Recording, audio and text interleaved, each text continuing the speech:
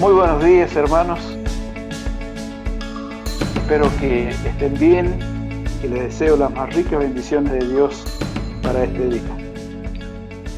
Les invito a que leamos la palabra de Dios en la primera carta a los Corintios. Vamos a leer unos versículos en el primer capítulo. Versículo 11, 12 y 13. El 11 dice así: porque he sido informado acerca de ustedes, hermanos míos, que hay entre ustedes contiendas. Quiero decir que cada uno de ustedes dice: yo soy de Pablo, y yo de Apolos, y yo de Cefas, y yo de Cristo. ¿Acaso está dividido Cristo? ¿Fue crucificado Pablo por ustedes? ¿O fueron bautizados en el nombre de Pablo? Y 8 versículos en el capítulo 3, comenzando desde el primero. Dice así el apóstol siguiendo el tema, y les dice así a los hermanos en Corinto: de manera que yo, hermanos, no pude hablarles como espirituales, sino como a carnales, como a niños en Cristo. Les di a beber leche y no vianda, porque aún no eran capaces, ni son capaces todavía de comer vianda, porque aún son carnales, pues habiendo entre ustedes celos, contiendas y disensiones, ¿no son carnales y andan como hombres? Porque diciendo el uno: yo ciertamente soy de Pablo, y el otro: yo soy de Apolos, ¿no sois carnales? ¿Qué es pues Pablo y qué es Apolos? Servidores por medio de los cuales han creído, y eso según lo que a cada uno concedió el Señor. Yo planté, Apolos regó, pero el crecimiento lo ha dado Dios. Así que ni el que planta es algo, ni el que riega, sino Dios que da el crecimiento. Y el que planta y el que riega son una misma cosa, aunque cada uno recibirá su recompensa conforme a su labor. Voy a comenzar contándoles algo que me ocurrió hace tiempo atrás. Yo deseaba tener una planta, un jazmín, y compré una planta de jazmín más o menos pequeña, pero ya crecida. Compré una maceta bien grande, compré tierra preparada, la mezclé con la tierra común y planté allí el querido jazmín que me había costado. Mi sueño era que esa planta creciera y diera flores y pudiera entrar. La coloqué en el patio y yo le decía a mi señora: bueno, abro la puerta para que después, cuando esta planta tenga flores, va a entrar el perfume aquí a la casa. Pero resultó ser que después la planta en un momento dado dejó de crecer. Sus hojas comenzaron a ponerse amarillas, comenzó a marchitarse. Yo le movía la tierra, le echaba agua, pero no hubo caso, la planta se secó. En este pasaje que hemos leído aquí en capítulo 3 de 1 Corintios, el apóstol sin mencionar directamente, pero está comparando al creyente, al recién convertido, a una planta. Y como cualquiera de nosotros que planta una planta, espera que ese árbol vaya creciendo, vaya tomando altura, tenga el color que lo caracteriza y después de frutos o flores. Y nosotros también, cuando alguien se convierte a Cristo, nos ponemos contentos. Y entonces, como si esa persona recién convertida fuese una planta, la atendemos bien, le enseñamos, le aconsejamos, evacuamos dudas. Queremos que crezca en el conocimiento de Dios. Y si nosotros como líderes esperamos eso, ¿cuánto más Dios?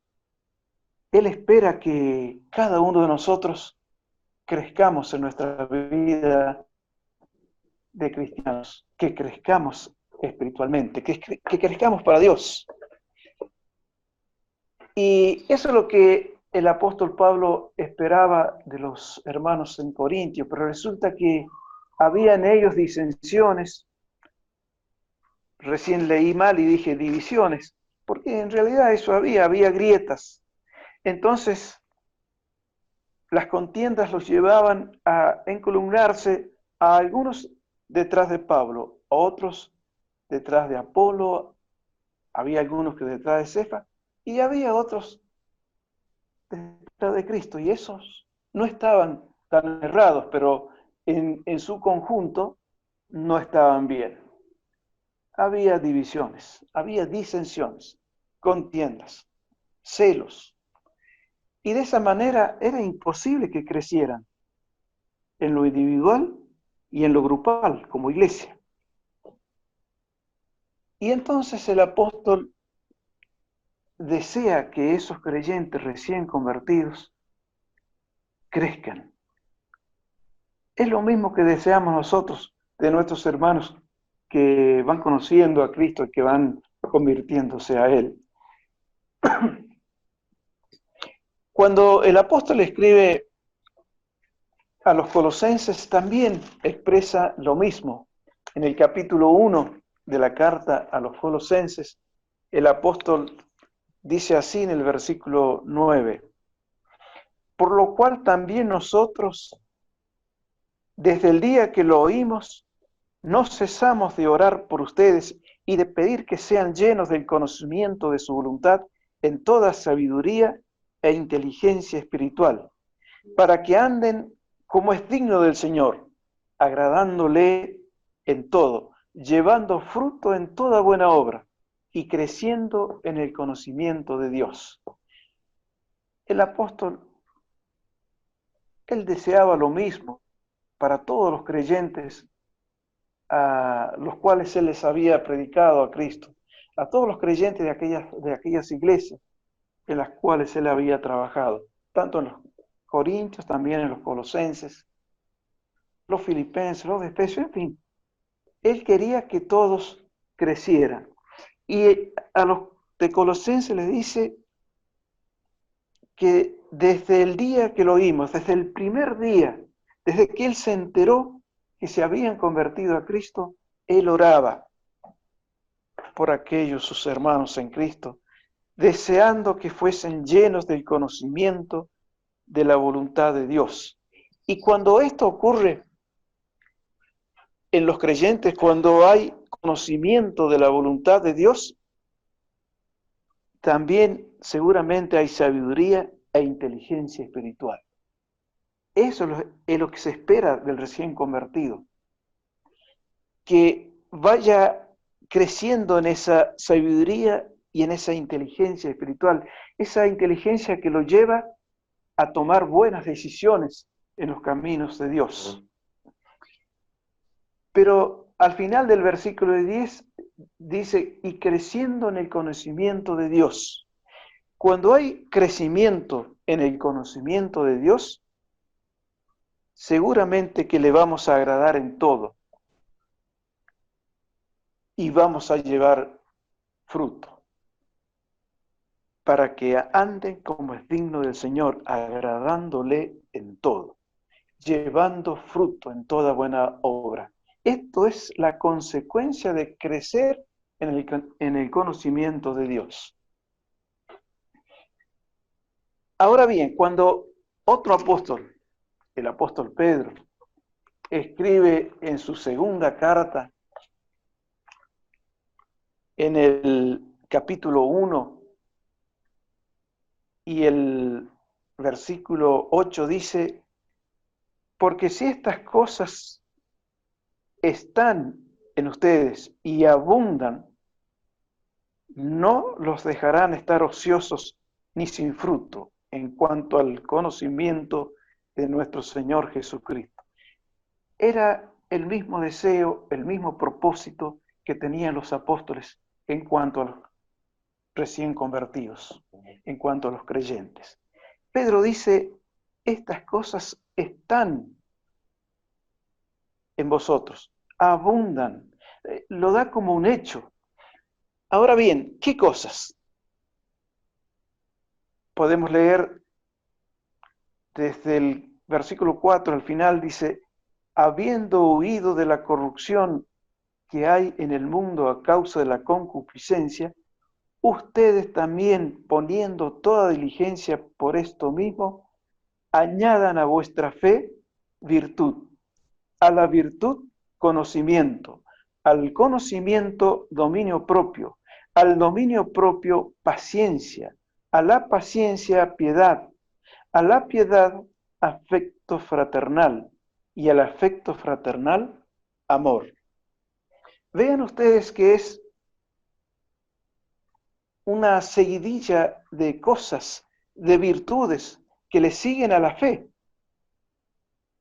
Así dice en el versículo 5, añadan a vuestra fe, a esa fe depositada en la persona y en la obra del Señor Jesucristo, a esa fe salvadora, a esa fe que tienen los creyentes convertidos a Cristo, a esa fe hay que agregarle estas 7 virtudes, 7 cosas que no son nada fácil para hombres y mujeres con una naturaleza pecaminosa y acostumbrados a hacer el mal. Pero dice el versículo 4, habiendo huido de la corrupción que hay en el mundo. Nosotros, mis hermanos, usted y yo, hemos huido de este mundo. Tal vez casi sin darnos cuenta, pero cuando nos convertimos a Cristo, estábamos huyendo del mundo y de su corrupción. Cuando nos estábamos corrompiendo, o tal vez ya nos habíamos corrompido, fue cuando decidimos huir del mundo, cuando depositamos nuestra fe salvadora en Jesucristo.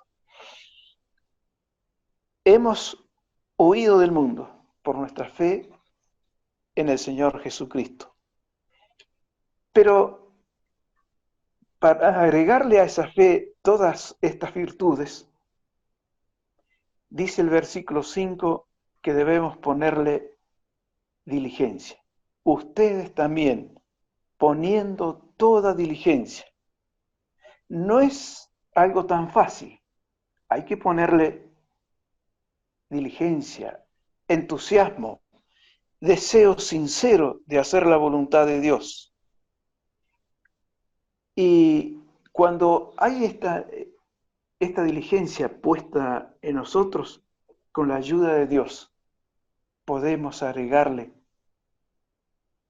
a esta planta, digamos así, que ha sido puesta en buena tierra y que empieza a crecer, podemos agregarle todas estas cosas, que es lo mismo que hacemos con una planta. La regamos, la cuidamos, le quitamos las hojitas secas o las ramas secas para que la planta vaya creciendo, la podamos también, le agregamos el abono artificial, como yo hice con la planta que había plantado aquella vez. Tenemos que ponerle empeño, hacerlo con diligencia para que haya en nosotros un crecimiento, el crecimiento que no solamente nosotros como líderes esperamos de los demás, sino que es Dios mismo quien espera crecimiento espiritual de mí primeramente y también de ustedes, mis hermanos.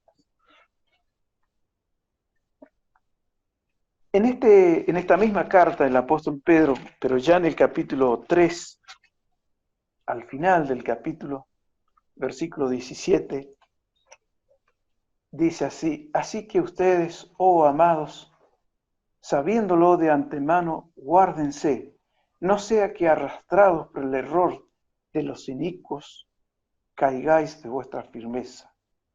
Antes bien, creced en la gracia y en el conocimiento de nuestro Señor y Salvador Jesucristo.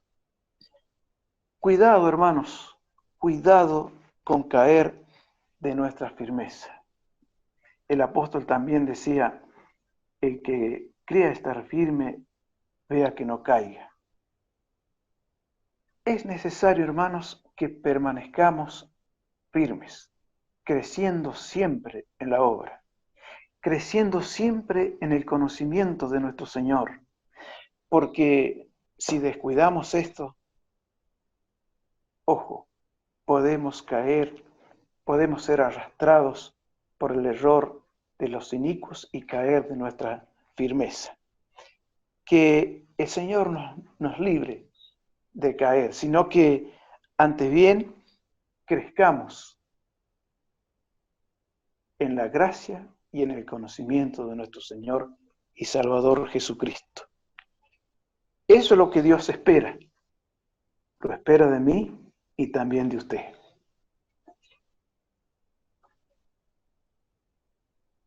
Ahora bien, yo me pregunto, ¿cómo es posible que crezcamos, que estemos siempre creciendo en el conocimiento del Señor? Yo digo que todo depende de cuánto lugar ocupe la lectura de la Biblia en nosotros. Eso es básico. Después, por supuesto, también el tiempo que podamos dedicarle a la oración, cómo andamos con las reuniones de la iglesia. Bueno, hoy estamos en pandemia, no nos podemos reunir, pero qué tanto deseo hay de encontrarnos principalmente con la palabra de Dios. En la segunda carta a Timoteo, cuando el apóstol Pablo la escribía en su capítulo 3, segunda Timoteo 3, y el versículo 16 dice, toda la escritura es inspirada por Dios y útil para enseñar, para redarguir, para corregir, para instruir en justicia, a fin de que el hombre de Dios sea perfecto, enteramente preparado para toda buena obra. Timoteo había conocido, lo sabía desde la niñez, qué importancia tenían las escrituras para su vida espiritual, para su crecimiento. Y nosotros no debemos ignorar esto, no debemos descuidar la lectura de las escrituras. Porque justamente la escritura es inspirada para que el hombre, la mujer de Dios, sea perfecto, enteramente preparado para toda buena obra. Así que básicamente todo esto es posible que estemos siempre creciendo en el conocimiento del Señor si la Biblia ocupa un lugar importante en nuestra vida. Si no, estamos en peligro de caer o tal vez de encontrarnos de repente en una meseta. Y lamentablemente hay muchos creyentes de muchos años que se encuentran así, en una meseta. Nunca han vuelto atrás, pero tampoco han crecido. Y cuando el creyente crece, se nota en su forma de hablar, en su forma de vestir y en muchas otras cosas.